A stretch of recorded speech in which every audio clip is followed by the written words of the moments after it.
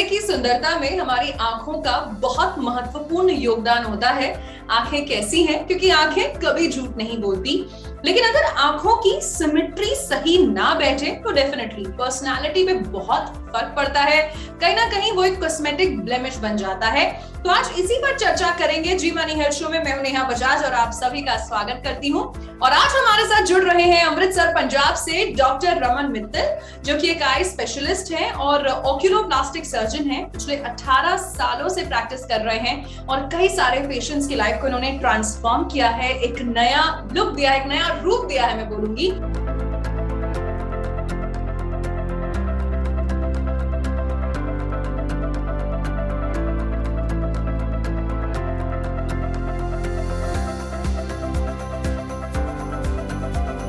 और साथ साथ डायरेक्टर हैं आई प्लास्ट हॉस्पिटल अमृतसर के। डॉक्टर मित्तल, आपका बहुत बहुत स्वागत है। Thank you. Good evening Neha ji. It is wonderful to be with जी मनी। ये मेरे लिए बहुत सौभाग्य की बात है कि आज जी मनी ने मुझे सिलेक्ट किया है कि मैं आपके थ्रू कुछ दर्शकों के साथ रूबरू हो सकूं और उनको बता सकूं कुछ ऑक्यूलोप्लास्टी रिलेटेड प्रॉब्लम्स के बारे में। बिल्कुल। अच्छा, अब तक ऐसा कहते हैं कि जो भगवान ने दे दिया वो सही है, अब जो है उसी में खुश रहो। बट कहीं ना कहीं अगर आपके चेहरे के फीचर्स की सिमेट्री सही नहीं रहती है सर, तो आप अच्छे नहीं दिखते। वो आपका चेहरा कितना भी सुंदर हो, सिमेट्रिकल होना बहुत ज्यादा जरूरी है। आज हम आंखों की बात करेंगे। एक ऐसी टर्म जो मैंने पढ़ी अभी, वो है टोसिस। तो आप हमें ये बताइए कि what is ptosis of the eyelid? देखिए, ये एक बहुत ही इम्पोर्टेंट आपने टॉपिक चुना है।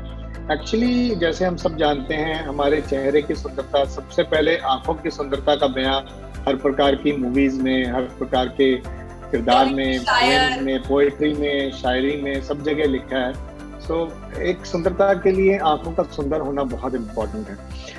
तो इसमें टोसिस एक ऐसी कंडीशन है जिसमें कि हमारी पलक, जो आंख की लिड होती है, आईलिड, उसका छोटा बड़ा पॉसिबल हो जाता है। यानी एक आंख छोटी लगती है, एक आंख बड़ी लगती है, तो वो हो गया एक आंख का टोसिस। या फिर दोनों आंखें ही नॉर्मल स्टैंडर्ड्स के मुकाबले में छोटी होती हैं।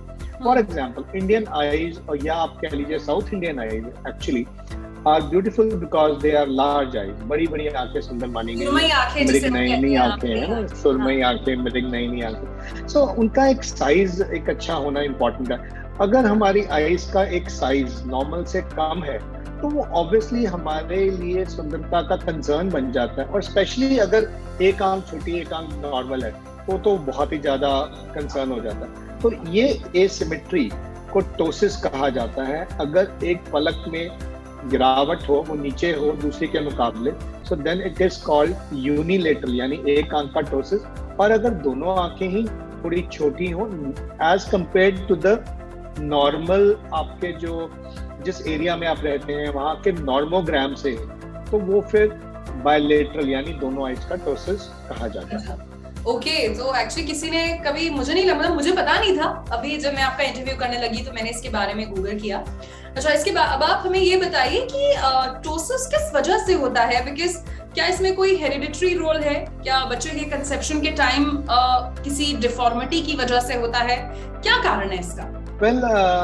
टोसिस के बहुत सारे कारण होते हैं। इसमें से हम हेरिडिटरी तो नहीं कह सकते पर से, बट यस कंजेनाइटल कह सकते हैं, यानी कि पैदाइशी। तो या तो टोसिस पैदाइशी होता है या over the period of time acquired होता है। यानी जैसे जैसे आप बड़े होते हैं, किसी स्टेज पे ऐसा कुछ हो जाता है बॉडी के साथ या आईज के साथ या किसी और वजह से, जिसकी वजह से पलक नीचे गिरने लगती है या गिर जाती है। तो इसको हम ब्रॉडली दो कैटेगरीज में डिवाइड कर लीजिए आप। एक कंजेनाइटल यानी पैदाइशी, और एक जो बाद में आता है। अब बाद में आने के लिए अगेन बहुत सारे कारण हैं। न्यूरोलॉजिकल हो सकता है, यानी ब्रेन से अगर वीकनेस आ जाए मसल्स की या नर्व्स की, जैसे कि सुना होगा शायद मायस्थीनिया ग्रेविस, उसमें पलक नीचे आ जाती है। या फिर कोई नर्व की वीकनेस हो जाए तो नीचे आ जाती है। या लिड पे किसी प्रकार का भार आ जाए, कोई ट्यूमर, कोई लीजन, उसके वेट से भी नीचे आ जाती है। और सबसे इम्पोर्टेंट, कभी कभी बिना किसी रीजन के, कोई कारण नहीं भी होता और जो आंख को उठाने, यस, अनएक्सप्लेन, जो हमारी लैंग्वेज में इडियोपैथिक बोलते हैं, Actually, there is a muscle called LPS muscle, levator palpebral superioris. ये LPS muscle बहुत इंपॉर्टेंट होती है, जिसका काम है पलक को उठाना। अगर उसमें किसी वजह से वीकनेस आ जाए तो वो पलक को प्रॉपर्ली उठा नहीं पाती है, उसका साइज छोटा रह जाता है, वो उसको पूरी लिफ्ट नहीं कर पाती है, और वो कारण बन जाता है टोसिस का। अब चाहे वो वीकनेस पैदाइशी हो या फिर बाद में किसी वजह से आ जाए, उम्र दराज में भी आ जाती है उसको। मैम यही पूछने वाली थी कि क्या सर एजिंग का भी इससे कुछ लेना देना है? Yes definitely.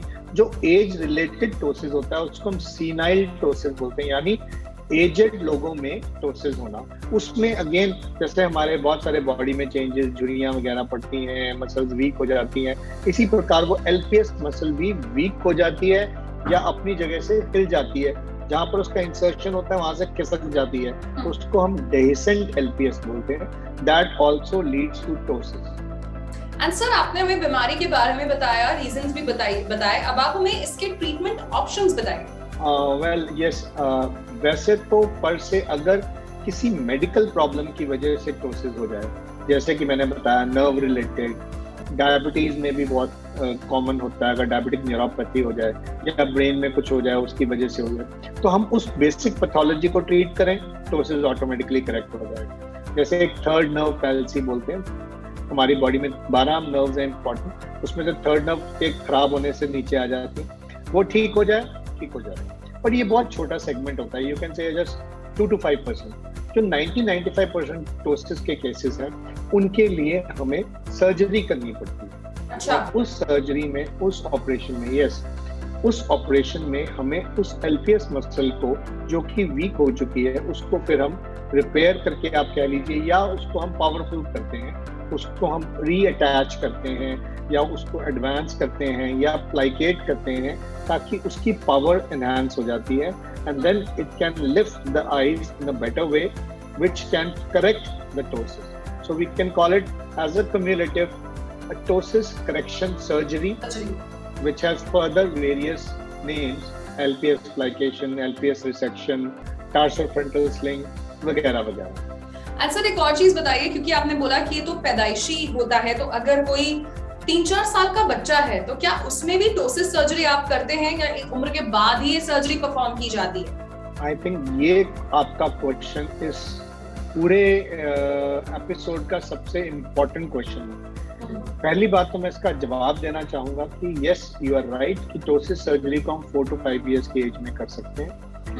कारण क्योंकि उस स्टेज पे बच्चा स्कूल गोइंग एज का होता है। जब आप छोटे होते हैं, घर में होते हैं, माँ बाप तो नहीं चिढ़ाएंगे ना कि आपकी एक आंख छोटी है, और तब ये बोला जाता है कि फीचर्स फॉर्म हो रहे हैं, बच्चे के फीचर्स हर दिन बदलते हैं, फॉर्म हो रहे हैं। But 4-5 years of age is a pretty good age, जिसमें बच्चा भी समझदार होने लगता है, उसको भी पता लगने लगता है कि मेरी आंख में कुछ प्रॉब्लम है, कुछ तो है, गड़बड़ है, एसिमेट्री है। और अगर वो स्कूल जाए, कभी बातों में किसी बच्चे से बहस हो जाए तो वो छेड़ देते हैं बच्चे एक दूसरे को, उसकी वो नेगेटिव को पकड़ के वो बोल देंगे, भाई तेरी आंख तो कानी है, तेरी आंख में प्रॉब्लम है, तेरी आंख तो छोटी है, वगैरह वगैरह। उससे बच्चे की मानसिक डेवलपमेंट पे बहुत ज्यादा नेगेटिव प्रेशर पड़ता है।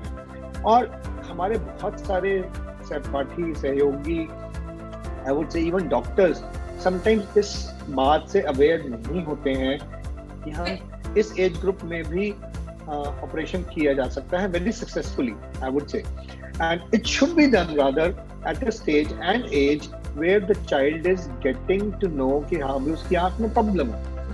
बहुत अक्सर सुनने में आया है, वो कह रहे थे नहीं बच्चे को बड़ा होने दो, 12-15 साल का हो जाएगा, 18 साल का हो जाएगा, तब करवाना, तब होगा, तब देखेंगे, तभी हो सकता है, बोल देते हैं। और बड़े बड़े रिनाउंड डॉक्टर्स ऐसी बात बोल देते हैं, तो माँ बाप घर में बच्चे को लेके बैठ जाते हैं कि हमने तो टॉप क्लास डॉक्टर को दिखा लिया, उन्होंने ऐसा कह दिया, तो अब हम 15 या 18 साल की उम्र में ही जाएंगे। आए दिन मेरे पास ऐसे पेशेंट्स आते हैं, and I really feel sorry for them, and I really feel sorry for the colleagues who would have seen them, जिन्होंने देखा है उनको ऐसा बताया। उन डॉक्टर्स साथियों से ये गुजारिश है कि अपने पास आने वाले ऐसे पेशेंट्स को प्लीज अवेयर करें कि इसका इलाज संभव है एक पर्टिकुलर एज पे, यानी कि इवन 4-5 years पे। और डेफिनेटली जब सुंदरता की रिक्वायरमेंट होती है टीन्स में, अर्ली टीन 11-12-13 सालों में, तब भी अक्सर नहीं तो लोग शादी से पहले आते हैं, तब शादी करानी है, वो रिश्ते से ना होने लग रहा है, पता लग रहा है कि आंख छोटी बड़ी है, अब कर दीजिए। हाँ, एक आंख छोटी एक आंख बड़ी है, तब करते हैं। या फिर बहुत उम्र में जब इतनी झुक जाती है कि दिखना ही बंद हो जाता है, ऐसे करके देखना पड़ता है, तब वो लोग आते हैं। No, that is not the right age. The right age is when the child becomes aware, when the child is about to go to the school. It's called preschool going age. So that is the importance. Even I would like to inform कि अगर बच्चा 2 साल का भी है और उसकी ptosis, उसकी पलक इतनी गिरी हुई है कि उसकी आंख में देखने वाला जो हिस्सा है उसको कवर कर रहा है, तो हाँ जी, तो हमको उस एज पे भी टोसिस करना पड़ता है और करना चाहिए, वरना उसकी आंख की रोशनी कम हो जाती है और कम रहती है, और वो ताउम्र कम रहेगी, वो कभी भी ठीक नहीं हो सकती। ये बात बड़ी इंपॉर्टेंट है, क्योंकि एक बार जो रोशनी बचपन में, जिसको हम एम्ब्लायोपिया बोलते हैं या लेजी आईज बोलते हैं, अगर वो हो जाए तो वो ठीक नहीं होता। और ptosis is one of the reasons where it can lead to amblyopia. So the best age is whenever the patient needs the surgery. जब भी बच्चे को चाहिए तब हम कर सकते हैं, करनी चाहिए। 4-5 years good age, 7-8 years pretty good age, इसके बियॉन्ड तो मैं उसको कहूंगा कि लेट है। नहीं, ओके। अच्छा सर, आपने हमें ये बताया कि यस बच्चों के लिए सेफ है। अब क्योंकि कोई भी सर्जिकल प्रोसीजर है और ये हमारा एक माइंडसेट है, अरे सर्जरी है ये तो अब आप ही हमें बताइए कि इस सर्जरी के क्या प्रोज एंड कॉन्स हैं। क्या सर्जरी के बाद कुछ ऐसी चीजें हैं जो पेशेंट को ध्यान में रखनी पड़ती हैं, वर्सेस अगर आप एक 5 साल के बच्चे की सर्जरी कर रहे हैं और एक 35 साल के इंसान की सर्जरी कर रहे हैं, तो क्या चीजें हैं, क्या डिफरेंस है? देखिए, मोटा डिफरेंस तो ये है कि एक 5 साल के बच्चे को थोड़ा समझाना पड़ेगा, मनाना पड़ेगा। उससे ज्यादा उसके पेरेंट्स की काउंसलिंग जरूरी है कि आपके पेरेंट्स, बच्चे के पेरेंट्स उस चीज के लिए रेडी हों, and they should be aware कि भी हमें इसका केयर करना है फॉर नेक्स्ट फ्यू डेज। दवाई डालनी है, ड्रॉप्स डालनी है, और चोट वगैरह लगने से बचाना है, इन्फेक्शन से बचाना है। एक 35 साल का बंदा अपने लिए खुद कर लेगा, नंबर 1, ठीक है, राइट। अब इसमें जब हमने मसल टाइट करनी है, ये एक स्पेशलिस्ट का काम है। अगर स्पेशलाइज्ड वे से किया जाए, अगर आंखों का भी प्लास्टिक सर्जन होता है, आंखों के प्लास्टिक सर्जन के द्वारा ही ये ऑपरेशन अगर किया जाए, तो उसके बेस्ट रिजल्ट्स होने के चांसेस बहुत ज़्यादा हाई होते हैं। 95 to 98% केसेस में पहली बारी में ही करेक्शन हो जाता है। अच्छा। और बहुत सुंदर करेक्शन हो जाता है। Yes, it is nearly symmetrical. तो सर सर्जरी के कोई नुकसान, कोई साइड इफेक्ट्स, कोई कॉन्स? देखिए, लिमिटेशंस बोल सकते हैं। पहली बात तो 0.5 मिलीमीटर का ऊपर नीचे फिर भी रह सकता है। अगर किसी का 3 मिलीमीटर का डिफरेंस हो, बहुत बराबर आ जाए, हल्का सा फर्क रह जाए, negligible, which is hardly visible. एक इम्पॉर्टेंट चीज जिससे फिर लोग डरते हैं कि जी ऑपरेशन होने के बाद आंख खुल तो जाएगी पर बंद नहीं होगी। ये लोगों को कई बार डरा दिया जाता है और उस डर से फिर पेरेंट्स अपने बच्चों का इलाज नहीं करते। देखिए, ऐसा नहीं है कि आंख बंद नहीं होगी। हाँ, ये जरूर है कि इनिशियली शुरू के दिनों में आंख को बंद करने में थोड़ी डिफिकल्टी होगी, विच इज क्वाइट ऑब्वियस। अगर आप किसी भी अंग पे कोई ऑपरेट करते हैं, एक उंगली ही लीजिए, एक उंगली में कट लग जाता है तो आप उसको मोड़ नहीं पाते हैं, तो टाइम लगता है। 2-4-5 दिन तक आप उसका ऐसे लिए घूमते हैं, आप उसको बंद नहीं कर पाते हैं, वगैरह वगैरह। सिमिलरली अगर हम पलक जैसी नाजुक एक ऑर्गन को, एक लिड को कट लगाते हैं, उसमें ऑपरेट करते हैं, तो वो थोड़ी समय के लिए, बच्चा हो चाहे बड़ा हो, बंद करने में दिक्कत महसूस करता है। But yes, gradually with in few days two weeks वो बंद होने लगती है और बहुत अच्छे से बंद हो जाती है। इसमें सिलेक्शन ऑफ केस का बड़ा इंपॉर्टेंट रोल है। और एक और इम्पॉर्टेंट चीज, इसमें जो भी हम ऑपरेशन के लिए कट लगाते हैं उसका निशान नहीं रहता। ये भी एक भ्रांति है, एक मन में वहम है जो दूर हो जाना चाहिए। मतलब कोई स्कार नहीं रहता, कोई स्कार नहीं रहता, ठीक है। अच्छे से की गई सर्जरी का जनरली कोई स्कार नहीं रहता। 95 to 98% केसेस में it is a very very rewarding surgery. सिर्फ 1 या 2% केसेस हैं जिसमें कि थोड़ा बहुत इनिशियली अगर केयर नहीं की जाए तो ड्राइनेस होने के चांस होते हैं। आंख बड़ी खुल रही है, हवा लग रही है, ब्लिंक नहीं हो रही है या बंद नहीं हो रही प्रॉपर्ली, बच्चा रात को सोते समय आंख पूरा बंद नहीं कर पाता, तो हवा लगने का चांस है। आप उसमें प्रॉपर्ली दवाई डालें, ऑइंटमेंट डालें, तो ऐसे चांसेस लगभग नेग्लिजिबल होते हैं। अब 20 साल के करियर में मैंने शायद 20 भी ऐसे अपने केसेस नहीं फेस किए होंगे, अगर प्रॉपर्ली उनको गाइड किया जाए तो, ठीक है ना। तो और करेक्शन तो भगवान की दया से थाउजेंड्स की हुई है। तो आई वुड से it is a wonderful surgery, should be taken up in a nice way and it has a very very positive result. Negative results ये तो एक बदकिस्मती हो सकती है, जैसे आप ड्राइव कर रहे हो और बदकिस्मती है तो आज एक्सीडेंट हो जाएगा, चाहे 20 सालों से ड्राइव कर रहे हो, 10 सालों से ड्राइव कर रहे हो, किस्मत सही होनी चाहिए, भगवान का हाथ होना चाहिए, कुछ नहीं होता। So, डॉक्टर मित्तल, मेरा आखिरी सवाल आपसे ये है, हमें बहुत सारे व्यूअर्स अभी देख रहे हैं और अधिकतर क्या होता है कि अब कोई चीज हमें होती है, हमें पता है 4-5 गिने चुने डॉक्टर हैं, फैमिली डॉक्टर हैं, फिजिशियन है या कोई भी और है, डिस्पेंसरी चले गए उसको दिखा दिया। यानी कि अगर किसी के घर में बच्चा है और पेरेंट्स को पता है कि एक आंख बड़ी है एक आंख छोटी है, तो ऐसे में किस एक्सपर्टीज के डॉक्टर को दिखाया जाए और ट्रीट कराया जाए, इसके बारे में सबको आप आज अवेयर कर दीजिए। जी, इसके लिए देखिए, कोई भी बच्चा है कोई भी बीमारी लेके, जैसे आपने पहले कहा कि इंसान पहले फैमिली डॉक्टर से मिलता है, बच्चा है तो पीडियाट्रिशियन के पास जाएगा, और अगर आई की प्रॉब्लम है तो आई स्पेशलिस्ट के पास जाएगा। तो डेफिनेटली अपने जो भी फैमिली फिजिशियन है या डॉक्टर हैं, बच्चे के डॉक्टर हैं, आई वाले के पास जरूर जाए, उनसे आई वगैरह बाकी चेक कराएं। बट फाइनली ये उन डॉक्टर्स का भी फर्ज है, या फिर मरीज को अगर अवेयरनेस है तो वो आंखों की प्लास्टिक सर्जरी करने वाले डॉक्टर्स, जिसको हम ऑक्यूलोप्लास्टिक सर्जन्स या ऑक्यूलोप्लास्टिक स्पेशलिस्ट बोलते हैं, जो कि एक रेयर ब्रीड है। आई वुड से not every place will have that surgery, क्योंकि ये पिछले 20 सालों से ही इवॉल्व हुआ है फील्ड। पहले हर कोई कर लेता था या थोड़ा बहुत कर लिया, नहीं किया, छोड़ दिया, वही प्रॉब्लम आ रही है। तो आंखों का plastic surgeon would be the right person, not even a routine plastic surgeon I would say, though they can also manage अगर नहीं है तो, but आंखों को प्लास्टिक सर्जन यानी oculoplastic surgeon would be the right person to manage these type of conditions. Okay, so oculoplastic surgeon को आपको दिखाना है अगर एक आंख बड़ी है एक छोटी है, और डरिए मत, एक बार अपने डॉक्टर से सलाह लीजिए, कंसल्ट करिए, अपने मन के सारे सवाल जो हैं वो आप पूछ सकते हैं। And on that note doctor Mittal, हम आपको थैंक यू कहना चाहते हैं कि आपने अपना कीमती वक्त निकाला और आप जी मनी हेल्थ शो में जुड़े और आपने सबको जवाब दिए, बड़े अच्छे से आपने सबको एडवाइस किया आज। Thank you so much. And at the end I would like to thank जय जी मनी।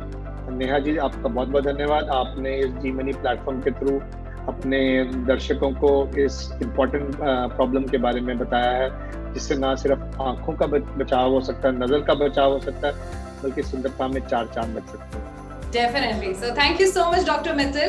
एंड ये थे डॉक्टर मित्तल जिन्होंने आज हमें बताया अबाउट टोसिस, यानी कि एसिमेट्रिकल आईज जिसे मैं बोलूंगी, और इसका भी करेक्शन है। हर चीज आज संभव है और जरूरत है कि आपको सही जानकारी और आप सही डॉक्टर से करें संपर्क।